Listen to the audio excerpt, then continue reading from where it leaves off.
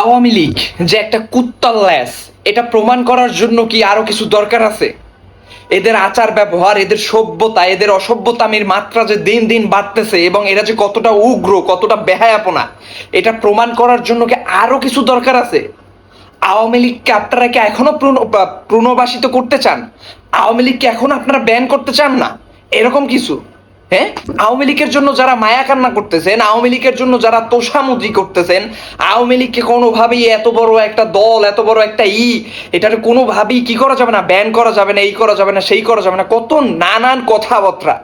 হ্যাঁ, কিন্তু এই আওয়ামী লীগ যে এদের যে ল্যাস ঘি দিয়া মাজলেও এরা যে কুত্তল ল্যাস বেহা হয়ে রয়েছে, তো বেহা হয়ে রয়েছে। এরা যদি 6 বছর 6 মাস 600 বছরও যদি মনে করেন চুঙ্গার ভিতরে ঢুকায় রাখেন, এরপরে এই ল্যাস সোজা হবে না, যেরকম তাই এরকম এইরকম বেকাই যাবে।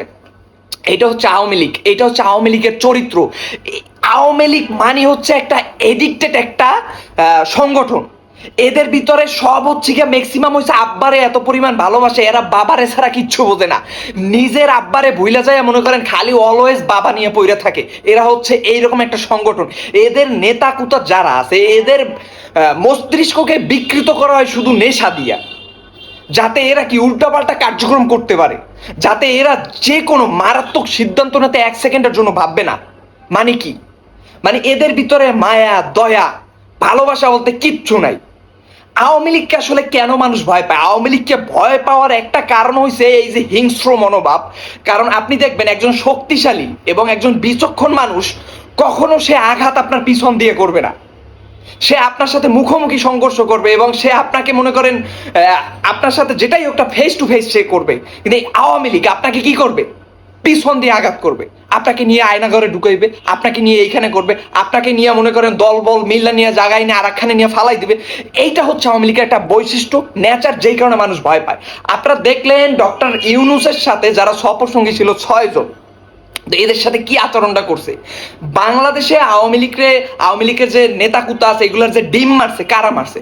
ম্যাক্সিমাম রাস্তার টোকাই সাধারণ মানুষ, ঠিক আছে, এমনকি মনে হয় সাংবাদিকরাও করছে, এটা শিওর আমি জানি না। বাট ম্যাক্সিমাম হচ্ছে গিয়ে রাস্তায় যারা আছে এবং হচ্ছে গিয়ে সাধারণ মানুষ। এখানে কোনো রাজনৈতিক দলের কোনো কর্মী যে মারছে বলে আমার মনে হয় না। তো এই বিএনপির অনেকেই মনে করেন আওয়ামী লীগরে মনে করেন ব্যান করবে, এটা নিয়ে অনেক কিছু করছে, আওয়ামী লীগরে আবার ফিরে আনতে চায়, এত বড় দল, এই সেই নানান কাহিনী। কিন্তু সুযোগ পাইয়া মির্জা ফখরুলের সাথে তারা কি আচরণটা করছে।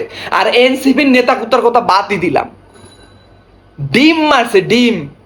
এবং এই আওয়ামী লীগের ভিতরে যত মনে করেন ওই যে নারীবাদী আছে, শাহবাগীরা আছে, যে উদুম কান্নাকাটি করে নারীদের নিয়ে, নারীদেরকে এইটা করা যাবে না, ওইটা করা যাবে না, ওইটা করা যাবে না। দেখেন তাসনিম জারারে কি করছে, কত অকথ্য কুকথ্য ভাষায় গালাগালি করছে একটা মেয়েরে।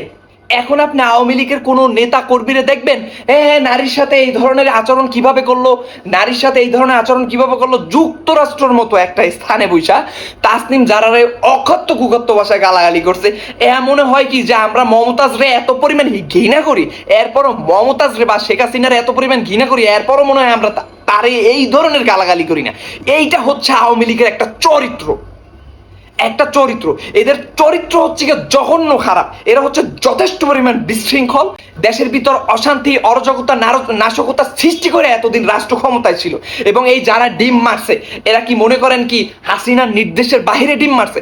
প্রতিটা স্থানেই মোটামুটি ডিম মারছে। কি হাসিনার নির্দেশের বাহিরে? হাসিনা এদেরকে ফোন করে বলে দিছে যে যে ডিম নিবা, আমি ভবিষ্যতে যদি আবার প্রধানমন্ত্রী হইতে পারি তাহলে তোমাদেরকে কি করব, আমি মন্ত্রী বানাই দিব, ঠিক আছে, এরকম লোভ দেখাইছে। না হয় মনে করেন এদেরকে কোটি কোটি টাকা দিয়ে এরপর মনে করেন বইলা এরপর হচ্ছে গিয়ে ডিম মারাইছে। আপনি বিশ্বাস করেন আর না করেন, এইটাই সত্য। এটা নিয়ে আলোচনা হয়। হাসিনা এখন মনে করেন ইন্ডিয়ায় বৈশা গ্রামের যে মনে করেন ইউনিয়ন পরিষদের যে মনে করেন আওয়ামী লীগের সভাপতি আছে না, ইউনিয়ন পরিষদের যে কর্মী আছে না, এগুলোর লাগেও এখন কথা বলে, এতটা নিচে নামছে। তো এগুলো একটা আলোচনা কইরা যে তো আমাদের নেতা কর্মীরা ডিম মারছে, আর মানে আমাদেরকেও এখন বুঝাইতে হবে বিশ্বের কাছে যে আমরাও এখন মানে ডিম মাইরে এরপর বুঝাইতে হবে যে এরা আসলে ভালো না, এদেরকে জাতি ঘৃণা করে বিশ্বের কাছে আর কি। এই কারণে এইটা উপস্থাপন করতে হবে। এই কারণে একটা ক্যামেরা নিয়ে ধইরা এই ডিম মারছে, ডিম মারছে, আক্তারের গায়ে ডিম মারছে, এই আক্তারের গায়ে ডিম মারছে, এই এই সেই হাই হালা মং ঘং ফং মানে গালাগালি করছে। তাসনিম জারারে উল্টাপাল্টা করে গালাগালি করে নাই। তো এখন একটা নারীবাদীর কোনো কথা আছে? কোনো কিন্তু কথা নাই। একটা নারীবাদীর কোনো কথা নাই।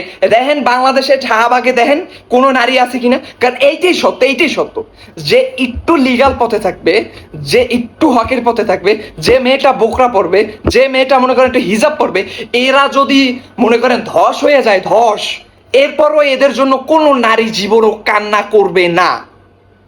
কিন্তু একটা শাহবাগী যে মনে করেন বাবা টানতেছে, যে মনে করেন আব্বা নিয়ে থাকতেছে, সে যদি মনে করেন কোনোভাবে একটু পরিমাণ তারে যদি বলা হয় আপু আপনি সিগারেটটা পাশে বসে টানেন, আপনি বাবাটা পাশে বসে টানেন, আমার দুর্গন্ধ লাগতেছে, দুর্গন্ধ আমি টিকতে পারতেছি না, দেখবেন আমাদের স্বাধীনতার উপরে আক্রমণ করছে, আমাদের অকথ্য কুকথ্য ভাষায় কথা বলছে, হ্যাং টাং নানান কাহিনী নিয়ে মনে করেন শাহবাগীরা শাহবাগ গরম করে ফেলাইবে। কিন্তু এখন কি শাহবাগীদের কোনো অস্তিত্ব আছে বা কোনো খবর আছে? নাই। শাহবাগীরা এখন কিচ্ছু বোঝে না, শাহবাগীরা মনে করেন এখন চুপচাপ, নারীবাদীরা এখন চুপচাপ, নারীবাদীদের কোনো সমস্যা নাই, কারণ তাসনিম যারা তো মনে করেন লিগাল হইতে আছে, যদি ইলিগাল কিছু করতে ধরেন মনে করেন সে যদি রাষ্ট্রদ্রোহিতার সাথে যুক্ত থাকতে, স্বৈরাচারের পক্ষ থাকতে, তারপর হচ্ছে ইসলাম বিদ্বেষী থাকতে, তাইলে মনে করেন সমস্যা ছিল, তাইলে মনে করেন শাহবাগীরা লাফাই পড়তো। এইটা হচ্ছে অবস্থা, এইটা হচ্ছে আওয়ামী লীগের রাজনীতি, যে এই যে ডিম মারছে বা এই যে করছে, ঠিক আছে, মানে অকথ্য কুকথ্য ভাষায় গালাগালি করে করছে, এটার পিছনেও মনে করেন হাসিনার কি কথোপকথন হয়েছে, মিছিল কইরা তারপরে হচ্ছে এগুলো করা হয়। এগুলো করে দেখেন বেশি লোক কিন্তু করে না, একজনই খালি ডিম মারে, একজনে মারে, ওই একজন রে কয় যে ডিম মারতে পারবা তুমি হয়তো 16 দিন কি 1 বছর তুমি জেল খাটবা, তোমার জরিমানা হইবে, বাট আমি যদি ক্ষমতায় আসতে পারি তাহলে তোমাকে কি করব, বাংলাদেশ আইনা তোমারে কি করব, টাকলা মুরাদের যে পজিশনটা ছিল ওই পজিশনে তোমারে বসাই দিব, মানে তথ্য প্রতিমন্ত্রী, তোমারে আমি মন্ত্রী বানাই দিব, কথা শেষ, এরকম একটা লোভানি দেয়। কিন্তু বাস্তব সত্য কথা হচ্ছে এইটা দাদুরা, ও দাদুরা, এখন আর পৃথিবী ওই রকমের নাই যে তুমি চাইলেই স্বৈরাচার আবার ফিরে আসবা, আইসা মনে করো এই যে গণহত্যা চালাবা, খুন করবা, গুম করে, এখন আর ওইটা নাই। বিশৃঙ্খলা এখন সৃষ্টি করলে এখন মনে করো একদম জায়গা মতো একদম পিছন দিয়ে ঢুকাই দেওয়া হবে, কথা এখানেই শেষ। এখন আর ওইটা নাই। 2024-এর পর 2020-এর পর পৃথিবী এই শতাব্দী এখন ন্যায়ের পথে চলবে, অন্যায়কে কোনোভাবে বরদাস্ত করবে না। এই শতাব্দী এখন সঠিক পথে চলবে, এই শতাব্দীতে এখন সঠিক নেতাদের আগমন ঘটবে, এই শতাব্দীতে এখন মনে করেন বিচক্ষণ নেতাদের আগমন ঘটবে, দেশপ্রেমিক নেতাদের আগমন ঘটবে, কোনো ধরনের স্বৈরাচারের কোনো সুযোগ হবে না এই শতাব্দীতে, ইনশাআল্লাহ।